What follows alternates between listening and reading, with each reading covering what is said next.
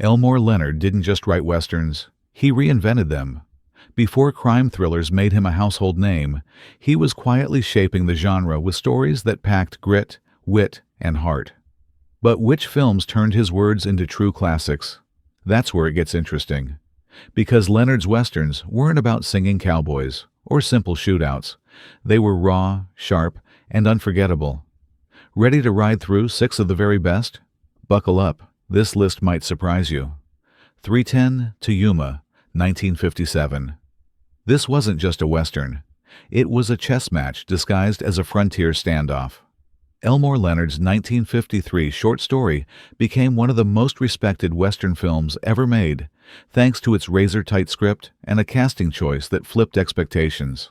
Glenn Ford, normally the clean-cut hero, plays Ben Wade, a charming outlaw with a steel-cold edge. Opposite him is Van Heflin as Dan Evans, a desperate rancher drowning in debt who takes on the dangerous task of escorting Wade to a train bound for justice. Director Delmer Daves leaned hard into tension over spectacle. Instead of endless gunfire or dusty montages, the movie thrives on quiet moments, long silences, and sharp dialogue. You can feel the pressure mounting in every scene, like watching a fuse burn toward a powder keg. Evans isn't a fearless gunslinger. He's a struggling family man, trying to hold it together, and that vulnerability makes the stakes feel sky-high. What makes 310 to Yuma stand out is the moral tug-of-war. Wade isn't just a villain, he's magnetic, funny, even likable. Evans, meanwhile, isn't just brave, he's terrified, but still pushing forward. The ending, controversial in its day, plays less like realism and more like poetry. And that's exactly what made it unforgettable. The legacy? This film influenced Howard Hawks to make Rio Bravo, sparked endless debates, and decades later inspired James Mangold's acclaimed 2007 remake with Russell Crowe and Christian Bale. That's proof of staying power. Leonard himself always held pride in this adaptation. It captured not just his story, but his style, spare, sharp, and deadly precise. This isn't just one of Leonard's best. It's one of the Western genre's crown jewels. Hombre, 1967. Paul Newman didn't just star in Hombre, he owned it. Based on Leonard's novel, Newman plays John Russell, a white man raised by Apaches who finds himself caught between two worlds. Society looks at him as an outsider. The Apaches shaped him, yet the white townsfolk never see him as one of their own. That tension sits at the heart of the story, and it explodes when Russell boards a stagecoach filled with passengers who think they're better than him, until danger forces them to rely on him for survival. The setup feels classic, but the delivery is pure Leonard. When bandits close in, it's Russell's clear head and unshakable calm that hold the group together. Richard Boone delivers one of his finest turns as a calculating outlaw, a man as terrifying in his intelligence as he is in his brutality. Frederick March adds weight as a corrupt Indian agent, while Diane Salento grounds the story with a layered performance as the boarding house owner who sees Russell for who he really is. Director Martin Ritt kept the film lean and focused. There's no gloss, no Hollywood shine. The desert feels harsh, the stagecoach claustrophobic, the choices impossible. It's survival stripped bare, and Newman gives one of his coolest, most understated performances. He doesn't play Russell as a loud hero, but as a reluctant one, a man who doesn't care about winning approval, only about doing what needs to be done. Steve McQueen was originally offered the role, but turned it down, worried it echoed a past character. Ironically, he later admitted it was one of Newman's finest performances. Even Leonard himself praised it, saying Richard Boone's delivery of his lines was exactly how he heard them in his head. That's the highest compliment a writer can give. Hombre wasn't just another 1960s Western. It was a statement, a story about outsiders, prejudice, and reluctant courage. And Newman made it unforgettable. The Tall T, 1957. Sometimes the smallest Westerns pack the biggest punch. The Tall T, adapted from Elmore Leonard's short story The Captives, is a masterclass in stripped-down storytelling. There's no bloated runtime, no flashy tricks, just pure tension and character work. Directed by Bud Boiticher and starring Randolph Scott, it's one of those films that sneaks up on you and lingers long after the credits roll. The setup is deceptively simple. Scott plays Pat Brennan, a rancher who loses his horse in a bet and ends up hitching a ride on a stagecoach. What starts as a routine desert trip spirals into chaos when Richard Boone's gang of outlaws takes the passengers hostage. But here's the twist. Boone doesn't kill Brennan right away. Not out of kindness, he just wants someone intelligent to talk to. That's the kind of quiet, unnerving detail that makes Leonard's influence so powerful. Boone steals the show as the calm, calculating bandit. He isn't snarling or theatrical. He's tired, sharp, and dangerous precisely because he's so measured. It's a chilling reminder that the scariest villains don't shout, they whisper. Opposite him, Scott gives one of his most grounded performances, embodying Leonard's love for reluctant, tough men who find themselves forced into impossible choices. What makes The Tall T timeless is its leanness. The runtime barely cracks 80 minutes, but not a single frame feels wasted. Every exchange builds character. Every silence tightens the noose. There's even a heartbreaking subplot about a newlywed couple that underscores the brutality of the frontier without ever going overboard. Martin Scorsese has often praised The Tall T as one of his favorite westerns, and you can see why. It's tense, economical, and brimming with authenticity. Leonard's fingerprints are all over it. Complex characters, moral gray zones, and dialogue that cuts deeper than any bullet. This isn't just a good western. It's one of the purest examples of how Leonard turned pulp into poetry. Joe Kidd, 1972. Clint Eastwood had already cemented himself as a western legend when Joe Kidd hit theaters. But this one came with a twist. It was written by Elmore Leonard himself. On paper, it should have been a slam dunk. You had Eastwood in his prime, Robert Duvall as the villain, and John Sturges, the director of The Great Escape, behind the camera. But as Leonard fans know, the story of Joe Kidd is as much about what went wrong as what went right.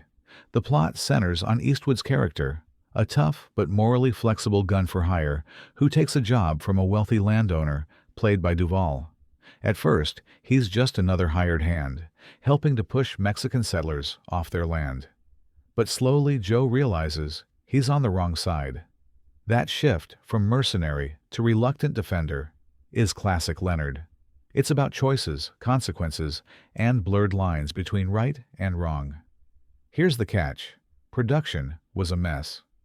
Leonard kept rewriting the script even while filming was underway, and Sturges, by this point, was struggling with personal issues that affected his direction. Eastwood, frustrated, basically ended up steering the ship himself, ensuring the film reached the finish line. The result? A movie that doesn't quite live up to its potential, but still holds sparks of brilliance. Duvall, in particular, shines. Leonard once said Duvall couldn't deliver a bad performance if he tried, and here he proves it. Eastwood, of course, brings his trademark stoicism, anchoring a film that might have otherwise collapsed. The cinematography is gorgeous, capturing sweeping landscapes and gritty towns that feel authentically worn. Joe Kidd may not sit at the very top of Leonard's adaptations, but it's essential viewing for understanding his impact on the genre. It's flawed, yes, but it's also fascinating, a raw look at what happens when creative brilliance collides with real-world chaos. And even with its cracks, Eastwood's presence and Leonard's pen make sure it still earns its spot on this list. Valdez is Coming, 1971. Every so often, a Western comes along that feels less like entertainment and more like a reckoning. Valdez is Coming, based on Elmore Leonard's 1970 novel, is exactly that kind of film. Starring Burt Lancaster in one of his most underrated performances, it tells the story of Bob Valdez, a Mexican-American constable who makes the fatal mistake of trusting the wrong men. After being tricked into killing an innocent man, Valdez asks for compensation for the widow. The local rich rancher, Frank Tanner, doesn't just refuse, he has Valdez beaten, tied to a cross, and left to die in the desert. That's where the film flips. Valdez survives, and what follows is not a traditional revenge tale, but something darker, slower, and more relentless. Lancaster, older by this point in his career, leans into quiet menace. His Valdez doesn't rant or roar. He moves carefully, methodically, like a storm creeping across the horizon. Leonard's influence is everywhere: moral complexity, simmering tension, and an ending that refuses to give audiences the easy catharsis of a clean showdown. Behind the camera, Edwin Sharon, better known for his work on stage, directed with surprising confidence. Lancaster personally handpicked him, impressed by his Broadway work on The Great White Hope, and it paid off. Sharon let the film breathe, allowing character beats to unfold slowly rather than drowning them in spectacle. What makes Valdez is Coming so remarkable is its refusal to play by genre rules. Yes, there are confrontations, but the real drama is internal. A man trying to reclaim his dignity in a world that's stacked against him. Even Leonard admitted he was shocked the studio let the ending stand, as it broke the formula audiences expected. That risk turned it into one of the most haunting westerns of its era.